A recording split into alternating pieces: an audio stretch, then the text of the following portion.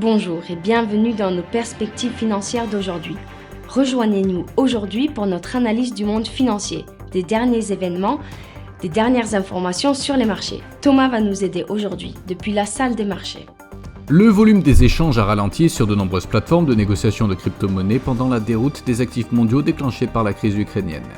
Les actions européennes ont fortement baissé après que la Russie a commencé une attaque contre l'Ukraine, faisant basculer une crise diplomatique de longue date dans un conflit militaire.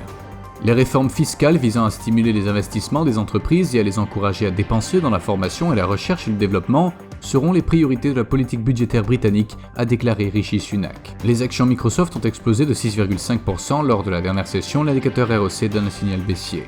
La dernière session a vu l'euro baisser de 0,9% par rapport au dollar, le signal haussier d'un indicateur RSI est conforme à l'analyse technique globale. La paire livre sterling-dollar a plongé de 1,1% lors de la dernière session, l'indicateur RSI donne un signal haussier.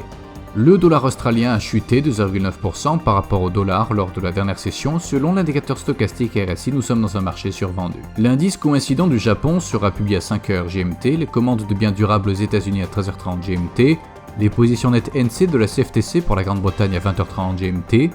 L'indice économique avancé du Japon sera publié à 5h GMT, le produit intérieur brut de l'Allemagne à 7h GMT, la confiance GFK des consommateurs en Grande-Bretagne à minuit 1 GMT. Nous espérons que vous avez apprécié nos perspectives du marché d'aujourd'hui. De la part de toute l'équipe, nous vous souhaitons une journée de trading productive.